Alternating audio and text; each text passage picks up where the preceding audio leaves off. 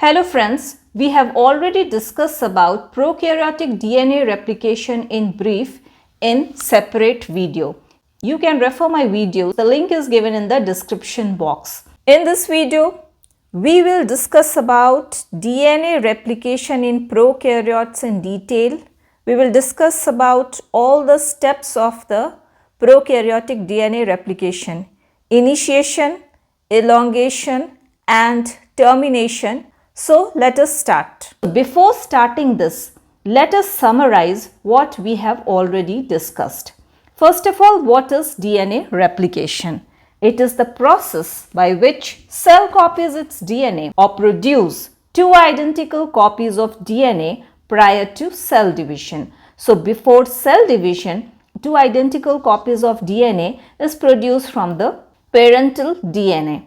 And then this is passed on to the daughter cells. This is important for inheritance, that is transfer of genetic material from one generation to another.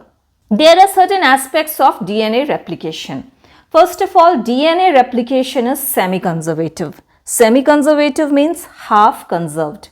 It means in the DNA molecule, one is parental strand and the other is newly synthesized strand.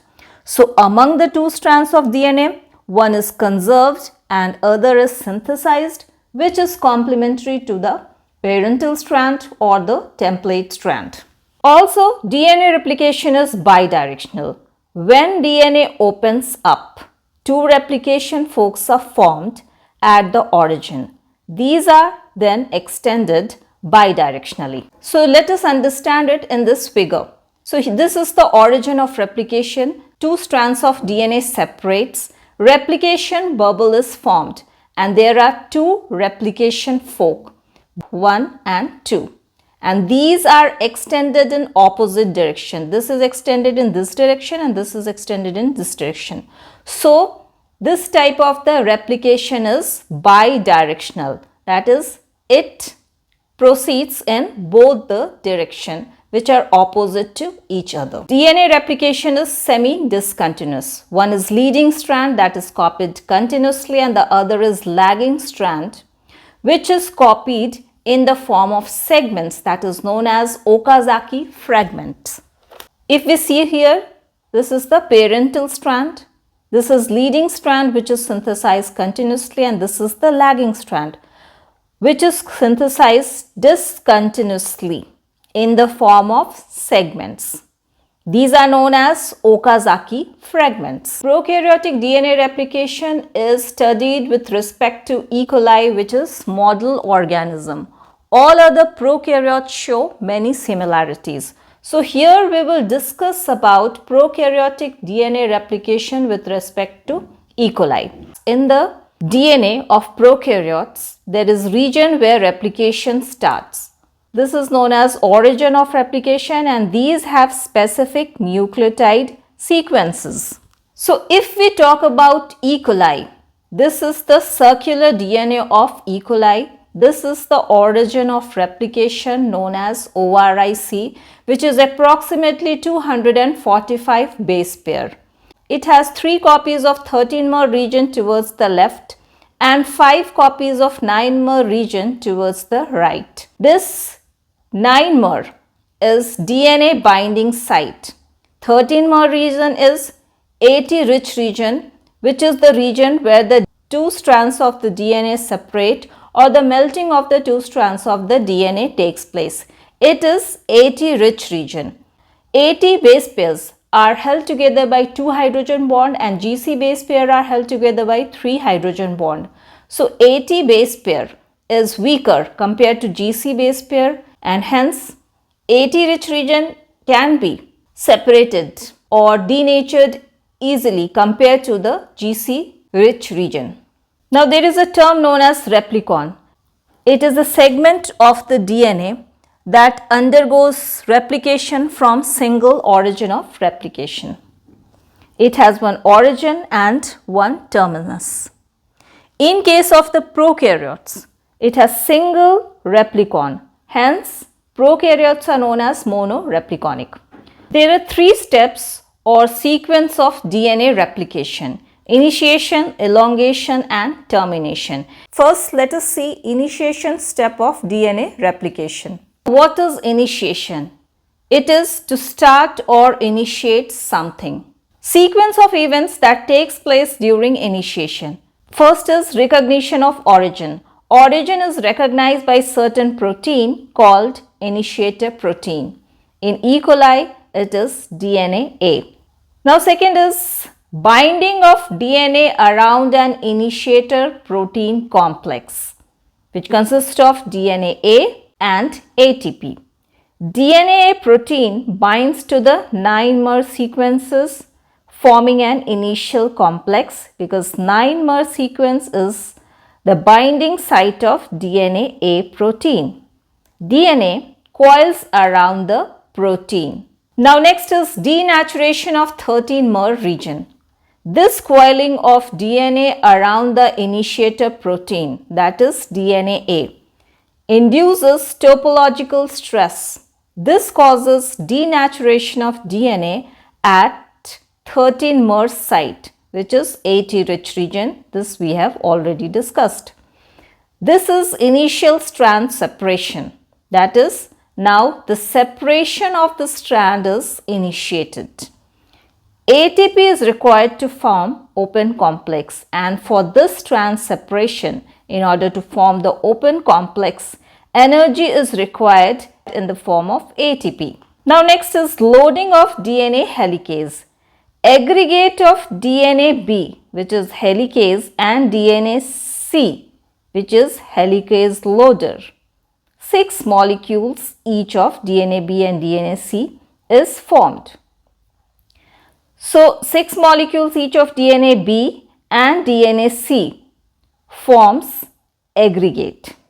DNA C loads DNA B to the denatured region, and after loading of this DNA B, DNA C gets detached. So, one molecule of DNA B, which is hexamer of identical subunits, clamp around each of the 2 single strands in the open complex. So, in the open complex, there are 2 strands of the DNA, and DNA B, which is helicase, it clamps around each of the strand.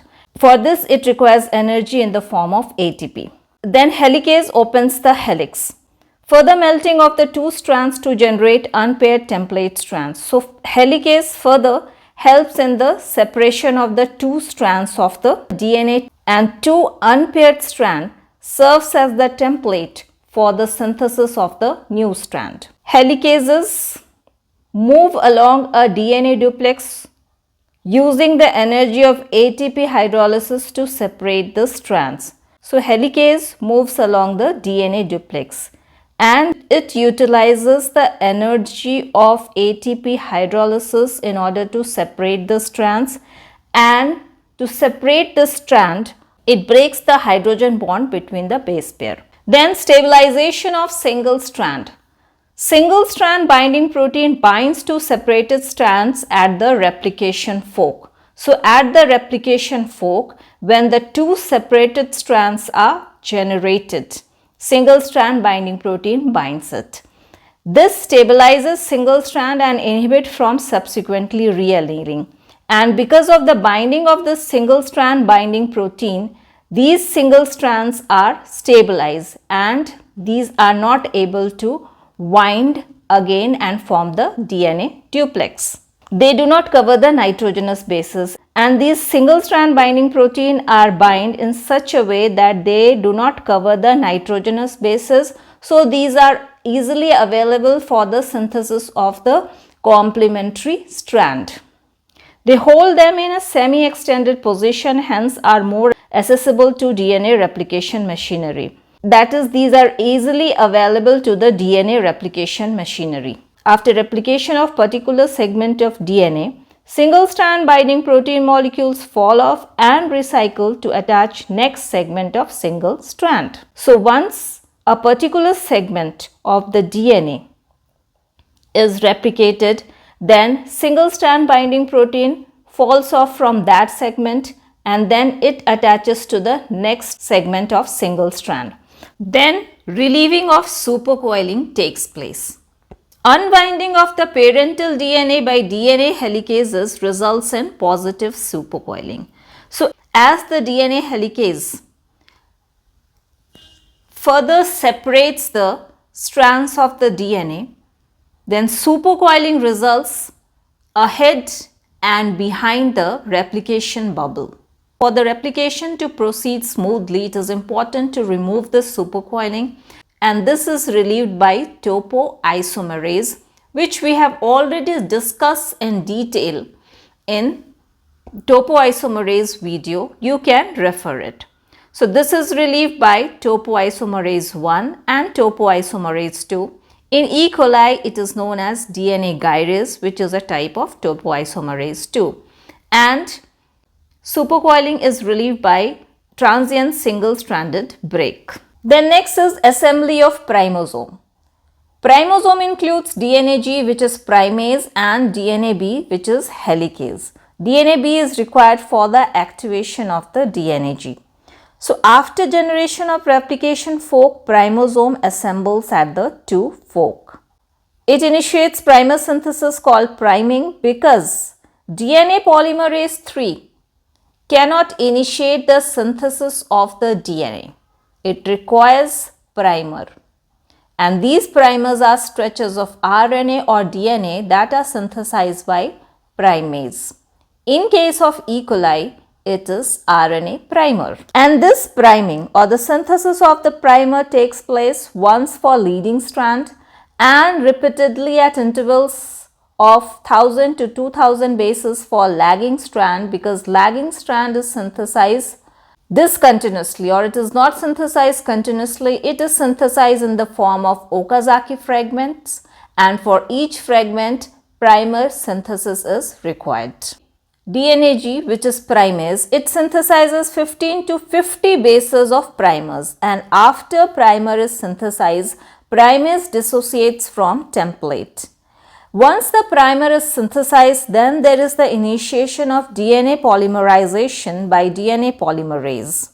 And DNA polymerase results in the extension of the DNA strand or the synthesis of the DNA strand, which is complementary to the template strand. This we will discuss in detail in elongation video. Now let us understand the sequences or events of initiation with the help of the figure. So this is the supercoiled DNA of E. coli. This is the origin of replication known as ORIC. And this origin of replication consists of 3 copies of 13-mer region, which is AT rich region, and it is the region where the separation of the 2 strands of the DNA or melting of the DNA takes place. This consists of 5 copies of 9-mer region, which is the site for the binding of DNA A protein, that is the initiator protein. So this initiator protein binds with the 9-mer region. DNA wraps around this initiator protein, as a result of which stress develops. This results in the separation of the 2 strands of the DNA at the 13-mer region. For this, energy is required, which is used in the form of ATP. So as the 2 strands separate at the 13-mer region, it is known as the open complex. Now the further separation of the strand is required. This is done by DNA B helicase.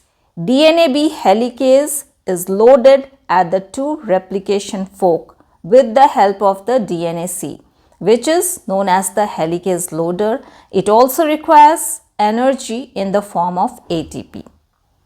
Once the DNA B is loaded, then DNA C, which is the helicase loader, is released. Now the further separation of the strands of the DNA takes place at the 2 replication fork in the opposite direction. Hence it is bidirectional. As the separation of the 2 strands takes place, single strand of the DNA is generated, which serves as the template for the synthesis of the new strand. In order to stabilize the single strand and to prevent it from re-annealing or rewinding, Single strand binding protein comes and binds with these single strands. As the helicase proceeds further, or as the further separation of the DNA strands takes place by the helicase, unwrapping of the DNA takes place, which was wrapped around the DNA A protein. After this, priming takes place, that is the synthesis of the primer. For this, primosome is assembled at the two replication fork. This primosome consists of helicase, DNA B, and primase, DNA G. Helicase is required for the activation of the primase. So, primer is synthesized. So, these are the primer synthesized by the primase. This is the primer for the leading strand. This is the primer for the lagging strand. Here, this is the primer for the lagging strand and this is the primer for the leading strand. In case of the E. coli, it is RNA primer.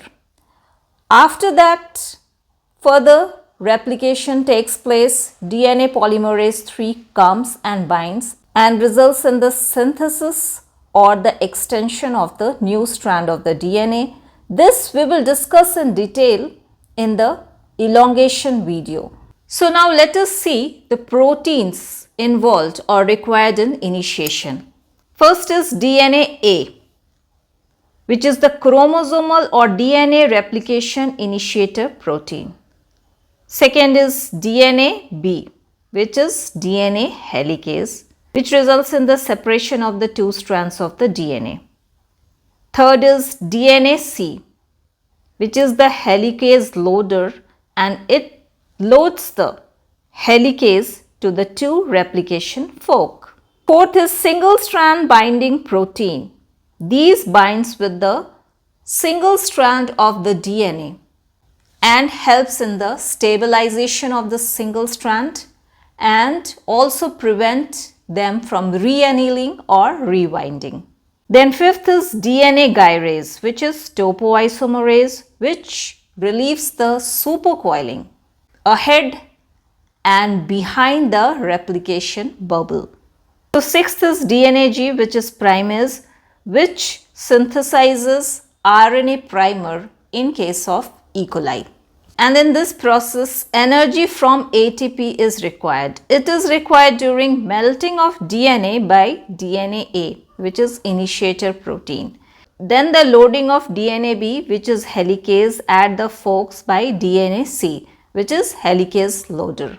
Then ATP is also required in the helicase action of DNA B, that is separation of the two strands of the DNA at the replication fork. Civil action of DNA gyrase. DNA gyrase, it is a type of topoisomerase and it relieves the supercoiling ahead and behind of replication bubble. For this process, it requires ATP. Then the activation of primase, DNA G by DNA B, which is helicase. Then activation of DNA polymerase 3 to begin replication. So ATP is also required for the activation of the DNA polymerase 3, which begins the replication or which results in the synthesis of new strand of DNA. Now let us see elongation step of DNA replication. So we know that after initiation, elongation is the next step or the second step in the DNA replication. Now, what is elongation or definition of elongation? It is the synthesis of two new daughter strands complementary to the template strands. Enzyme involved in this step is DNA polymerase 3 enzyme, which is known as the main replicative enzyme. DNA polymerase 1 and DNA polymerase 2 enzymes are also involved. Now, let us see some of the facts of DNA elongation. First of all, direction of elongation. DNA chain elongation proceeds in 5' to 3' direction. Or we can say that DNA polymerase 3 can add DNA nucleotides only in 5' to 3' direction. DNA polymerase 3 cannot initiate the synthesis of new strand, but it requires primer to initiate the strand synthesis. This is because it requires 3-OH group to which it can add nucleotides, and this 3-OH group is provided by the primer, which is synthesized by primase enzyme. What are primer? Primers are stretch of DNA or RNA which is 5 to 10 nucleotides long and is complementary to the DNA. In case of the DNA replication, this primer is stretch of RNA. The addition of new nucleotides require energy. And this energy is obtained from nucleotides that have 3-phosphate attached to them. Example ATP, adenosine triphosphate. Since elongation or extension takes place in 5' to 3' direction, so there occurs a slight problem at the replication fork. We are aware that DNA double helix is anti-parallel. It means if one strand runs from 5' to 3' in this direction, the other strand runs from 5' to 3' in this direction. New strand, which is complementary to 3' to 5' parental strand, that is this strand, is synthesized towards the replication fork. Hence, this strand is synthesized continuously and is known as leading strand. The other strand, which is complementary to 5' 3' parental strand, grows away from replication fork. It is synthesized in small fragments known as Okazaki fragments. It is synthesized discontinuously and it is known as lagging strand. Leading strand is extended by one primer, or for the synthesis of leading strand, only one primer is required. For the synthesis of lagging strand, new primer is required for each Okazaki fragments. So this is the parental strand. The two strands are anti-parallel. One has 5' to 3' in this direction and other has 5' to 3' in this direction. This is the replication fork. Helicase enzyme separates the two strands of the DNA. Hence, the replication fork moves in this direction. And the strand which is complementary to 3' 5' parental strand is known as the leading strand. It is synthesized in this direction. 5' to 3' is in this direction and this is synthesized continuously. It is known as leading strand and it requires only one primer. The direction of synthesis is same as the direction of the movement of replication fork. But if we see this strand, this is the parental strand. It is 5' to 3' in this direction. And the new strand or the complementary strand is synthesized in this direction as the nucleotides are always added in 5' to 3' direction. So the replication fork moves in this direction and this strand is synthesized in this direction, that is opposite to the movement of the replication fork. It is synthesized in the form of the small fragment. And for the synthesis of each Okazaki fragment, one primer is required. So, this strand, which is known as the leading strand, it is extended by one primer, but this strand, here for each of the Okazaki fragment, one new primer is required. So, now we know that leading strand is synthesized continuously and lagging strand, it is synthesized discontinuously in the form of the fragments known as Okazaki fragments. We can think or question can come in mind that why lagging strand is synthesized in small fragments or Okazaki fragment. This is because as helicase enzyme separates the two parental strands of the DNA, replication fork moves or grows in this direction. With the separation of the two strands of the DNA, a stretch of template is unveiled or exposed for the synthesis of the lagging strand.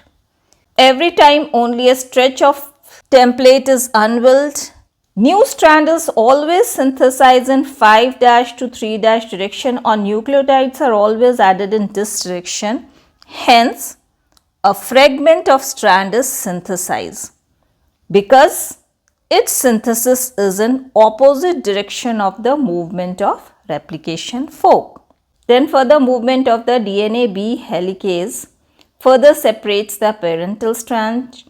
Now again a stretch of the template strand is unveiled, and similarly new fragment of discontinuous strand is synthesized. DNA polymerase enzyme detaches from here and attaches here, and then the new fragment is synthesized, and in this way this process is repeated. Since this strand is synthesized opposite to the movement or the growth of the replication fork, and hence it is synthesized in small fragment. So this type of the strand is known as discontinuous strand. But in case of this strand, it is synthesized in the direction of the movement of the replication fork. Hence, it is synthesized continuously. No such problem occurs here. Then again we can think, why is lagging strand so called, or why is lagging strand called the lagging strand and this is known as the leading strand? This is because after a certain stretch of leading strand is synthesized in the direction of the movement of replication fork, around 1000 to 2000 nucleotides in prokaryotes, template of lagging strand is unveiled, and this results in first round of fragment synthesis of the discontinuous strand. Hence, what we see that its synthesis begins after continuous strand synthesis has already started or begun. So, it lags behind this continuous strand. Hence, this strand is known as lagging strand, and the other strand, which is the continuous strand, is known as the leading strand. To continue the addition of the nucleotides, DNA polymerase 3 is held in place by sliding clamp, or known as the beta clamp, which we have already discussed in detail in prokaryotic DNA polymerase video. You can refer it. The link is given in the description box. Also, if any wrong nucleotide base is incorporated by the DNA polymerase 3, then this error is removed by the proofreading activity of DNA polymerase 3. This proofreading also we have already discussed in general features of DNA polymerase video. You can refer it. The link is given in the description box. DNA polymerase 1 removes the RNA primer from the newly synthesized strand and replace it with the DNA sequences, because it has both the 5'3' exonuclease activity and 5'3' polymerase activity.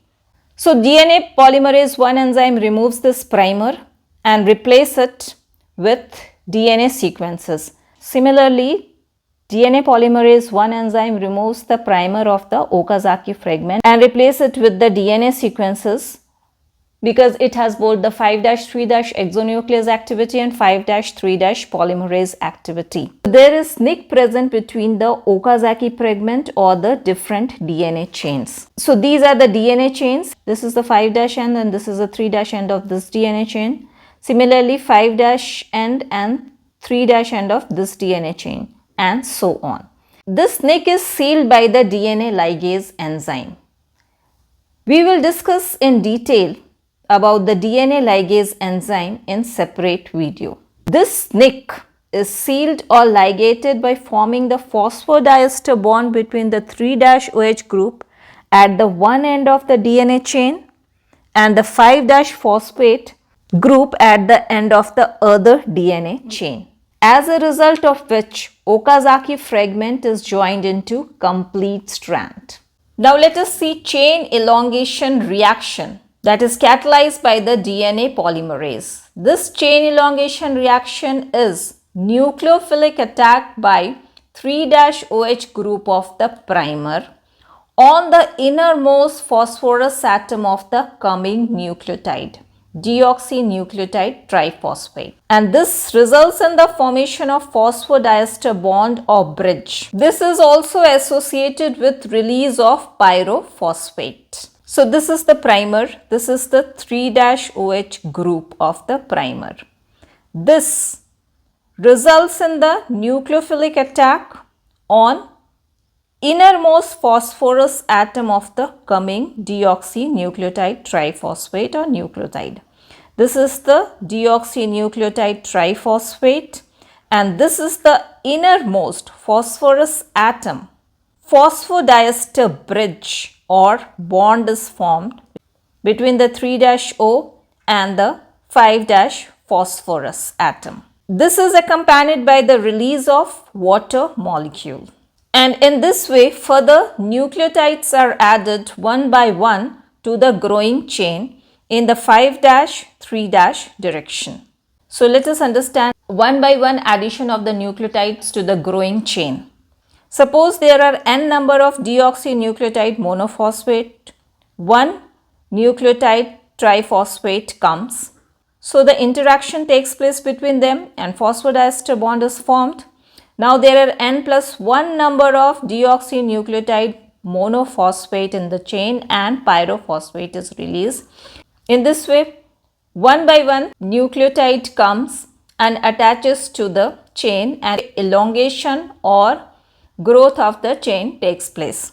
Mg2 plus metal ion is also present in the active site of the polymerase which play an important role. In the active site of DNA polymerase, Mg2 plus is present. It interacts with this 3-OH and reduces the association between oxygen and hydrogen.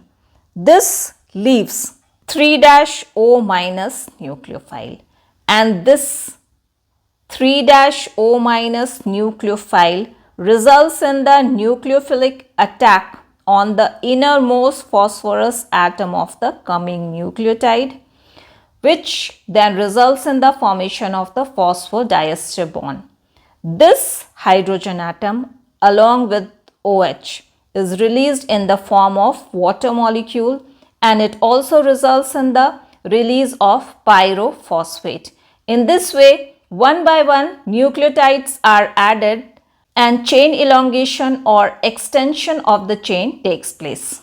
So till now what we have learnt that new strand is always synthesized in the 5- to 3- direction, or in other words DNA polymerase add nucleotides to the 3- end of a primer or growing DNA strand. So the new strand is always synthesized in this direction, 5- to 3-. In this case 5- to 3-. Or we can say that DNA polymerase add nucleotides to the 3- end of the primer or growing DNA strand. We also know that the two strands of the DNA is antiparallel. If one strand has 5- to 3- in this direction, the other has 5- to 3- in this direction. So when these two strands separates and serves as the template for the synthesis of the new strand, then the two complementary strands that are synthesized are also anti-parallel. This newly synthesized strand has 5- to 3- in this direction and this has 5- to 3- in this direction. Hence what we see that these are synthesized in opposite direction to each other. One of the strand is synthesized in the direction of the movement of replication fork, which is known as the leading strand, and the other is in opposite direction of the movement of replication fork, which is lagging strand. But we have already seen that both the strands are synthesized by the same enzyme, DNA polymerase 3 enzyme, simultaneously. So how it is possible, as it is not practical to synthesize two strands in opposite direction by the same enzyme simultaneously? The solution to this problem lies in the structure of DNA polymerase 3 enzyme, in which codomain and beta clamp are present as dimer. And this dimerization is due to the presence of tau, which is the dimerization component. Hence, each codomain and beta clamp is involved in the synthesis of one strand. This codomain and beta clamp is involved in the synthesis of one strand, and this codomain and beta clamp is involved in the synthesis of the other strand. But still there is problem in the direction of the synthesis, because one strand is synthesized in this direction and the other is synthesized in this direction. So at a time, the dimer of the codomain and the beta clamp of DNA polymerase III cannot move in the opposite direction. And this problem is solved by the looping of the template of lagging strand. Since lagging strand is synthesized in the opposite direction of the movement of replication fork. Due to the looping, now what happens? The direction of the synthesis of the Okazaki fragment of lagging strand is same as that of the leading strand. So, these two strands can now be synthesized simultaneously in the same direction. And after the synthesis of one fragment of the lagging strand, DNA polymerase III detaches and then attaches at the new point for the synthesis of the next fragment. And in this way, the synthesis of Okazaki fragment continues. This detachment and attachment of DNA polymerase III takes place by beta clamp with the help of the clamp loader, also known as gamma complex. At last, let us discuss about termination step of DNA replication. We will focus on E. coli for discussion of the prokaryotic DNA replication. In E. coli and many other prokaryotes, DNA replication is bidirectional. Two replication forks proceed away from origin in opposite directions. This is the origin of replication. This is the replication bubble. There are two replication forks which proceed away from origin in opposite direction. This is bidirectional mode of DNA replication. And as these two replication forks proceed in opposite direction, a region comes where two replication forks meet. When two replication forks meet on the same stretch of DNA at a position diametrically opposite to origin, then termination occurs. This is end of replication. So this is the circular chromosome of E. coli. This is the origin of replication, from where the replication starts and the two replication fork moves in opposite direction and meet at this region, known as the terminus region. Here the termination of replication occurs. This region is diametrically opposite to the origin. Now, what are the events that occur during termination? At the last stage, two replication forks meet at TER site. This TER site is present in terminus region, which we will discuss in detail later. TER is the binding site for TUS protein. TER-TUS protein create complex which arrest replication forks. That is, these do not allow the replication fork to proceed and thus acts as the replication fork trap. Now the replication is terminated and all other proteins and enzymes that are involved in replication leave this site. After the termination of the replication, two double-stranded DNA are obtained. These are catenated or knotted to each other. Then the topoisomerase enzyme removes this catenation and the two double-stranded circular DNA is obtained and one double-stranded DNA is transferred to each daughter cell. This is the circular chromosome of E. coli. This is the origin of replication. As the replication starts, replication bubble is formed. There are two replication fork which moves away from origin in opposite direction. The strand in black is parental strand and the newly synthesized strand, that is the daughter strand, is in blue color. As the replication proceeds, the two replication fork moves in this direction, one in clockwise direction and the other in anti-clockwise direction. As the replication fork proceeds, they meet at a region known as the terminus region. And here the termination of the replication takes place.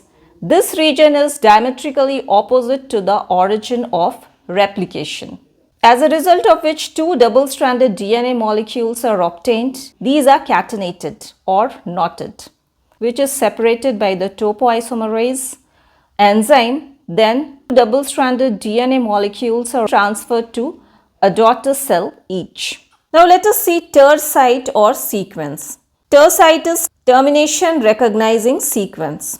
Replication terminates at terminus region. And this terminus region contains multiple copies of 200 base pairs sequence called TER site.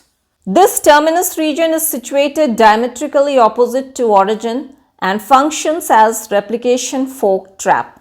In E. coli, two opposed subgroups of terminators flank central position of terminus region. One subgroup has TER C, B, F, G and J. This arrests clockwise moving fork, that is the fork which moves in this direction. Other subgroup has TER A, D, E, I and H. This arrests anti-clockwise moving fork, that is fork moving in this direction. Most frequently used TER site is TER C. In E. coli, innermost four sites constitute primary fork trap. Outer terminators are backup sites that are rarely used. TER sites are asymmetric. It can arrest a fork approaching from one direction but not the other. Now the TUS protein. It is terminus utilization substance protein. TER is a binding site for TUS protein. A single molecule, that is monomer of TUS, binds to each sequence, that is TER sequence. And this binding of TER to TUS is important to arrest replication fork. TER-TUS complex can arrest replication fork from only one direction. Now let us understand it with the help of this diagram. This is the circular chromosome of E. coli. This is the origin of replication where the replication starts. Replication bubble is formed, and since DNA replication in E. coli is bidirectional, so there are two replication forks. One moves in this direction, which is clockwise direction, and the other moves in this direction, that is the anti-clockwise direction. There is a region which is diametrically opposite to this origin of replication. This is known as the terminus region, and it consists of multiple copies of sequences that are known as TER site. And this TER site has two groups. One group consists of TER A, TER D, TER E, TER I and TER H. It arrests the anti-clockwise replication fork. The other group has TER C, TER B, TER F, TER G and TER J, which arrests the clockwise replication fork. These TER sites are the binding sites of TUS protein. So, one molecule of TUS protein is bound to each of the TER site. Thus, they form TER-TUS complex, which is important to arrest the replication fork. What we have discussed that this group, it arrests the anti-clockwise replication fork, and this group arrests the clockwise replication fork. Why so? Because of their orientation. In one group, these TER sites are oriented in this direction, and in the other group, these are oriented in this direction. These TER-TUS complex are asymmetric. If we see in this orientation, this is the permissive phase and this is the non-permissive phase. So, permissive phase will allow the replication fork to move in this direction. But if the replication fork moves in this direction, it is arrested because it is the non-permissive phase. Similarly, in this orientation, this is the permissive phase and this is the non-permissive phase. So, replication fork is allowed to move through this phase, But if the replication fork approaches this phase, then this is arrested. So let us understand how the termination of replication takes place, or how the replication fork is arrested or replication fork is trapped. We can understand this with the help of these two arrows, 1 and 2. First, let us consider this one. This is the continuous arrow, which shows the anti-clockwise replication fork. And this is the broken arrow, which shows the clockwise replication fork. Continuous arrow means this anti-clockwise replication fork arrives first. So it is moving in this direction. These are the permissive phase for this replication fork. So it can move through this. But as it reaches ter A site, this is the non-permissive phase for this fork. So it is arrested. Now the clockwise replication fork, which is shown by the broken arrow, reaches late or it is delayed. It can easily pass through it because of the permissive phases, but when it reaches here, where the replication fork is arrested, so this is also halted, and then the replication is terminated or the replication comes to end. So in this case, the termination of the replication takes place at ter A site. Now let us consider the second one. This is continuous arrow. That means clockwise replication fork arrives first. And this is the broken arrow. It means anti-clockwise replication fork is delayed. So when the clockwise replication fork moves in this direction, it moves through the permissive phase of these ter sites. So it can easily pass through them. But when it reaches here, this is the non-permissive phase. And hence the replication fork is arrested at this point, that is the ter C. Here the anti-clockwise replication fork is delayed. It can easily pass through them because these are the permissive phases for this anti-clockwise replication fork. But when it reaches here, because the replication fork is arrested, it is also halted, and then the termination of the replication takes place at this point. So here the termination takes place at ter C.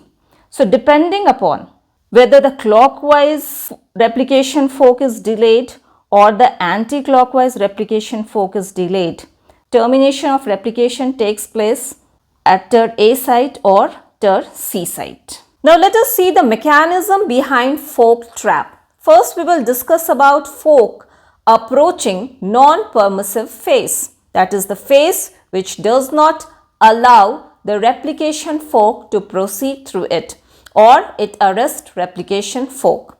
Helicase enzyme, which unwinds the DNA double helix or opens the DNA helix or separate the two strands of the DNA. When approaches ter complex, it unwinds DNA up to blocking end. Therefore, the DNA double helix has now two single strands. Conserved cytosine residue C6 is present near the blocking phase or the non-permissive phase.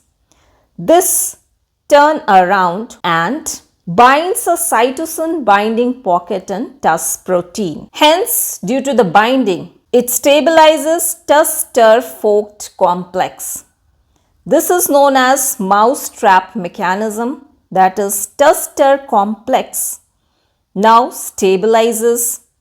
It arrests the replication fork or does not allow the replication fork to proceed. This is known as mouse trap mechanism. Now let us understand it better with the help of the diagram. This is the TUS-ter complex present at the terminus region. This is the permissive phase and this is the non-permissive phase. As the helicase approaches towards the non-permissive phase of the TUS-ter complex, it unwinds the two strands of the DNA up to this non-permissive phase. So now there are two single strands of the DNA. There is conserved cytosine residue C6 present, which turns around or flips and binds to the cytosine binding pocket of the TUS protein. Now it stabilizes the TUS-ter complex. It means that now the replication fork cannot proceed through it because it is stabilized and it arrests the replication fork and does not allow it to proceed through the non-permissive phase. At this point, when the other replication fork approaches to the permissive phase, it also gets halted because one of the replication fork is already arrested. So now two replication fork meets, or two replication forks are arrested, and this results in the termination of DNA replication. Now in this figure, when the helicase enzyme approaches the permissive phase, here also unbinding of the DNA takes place. But conserved cytosine residue is not flipped and there is no binding of the cytosine to the cytosine binding pocket in the TUS protein. So this TUS-TER complex is now destabilized.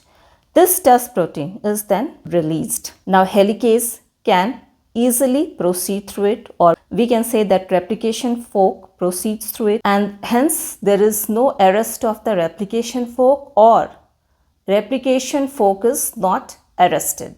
So what we can say, if fork approaches permissive phase, it results in TUS-TER destabilization, hence no arrest of replication fork. When the termination of the DNA replication takes place, or after the complete synthesis, two duplex DNA are obtained.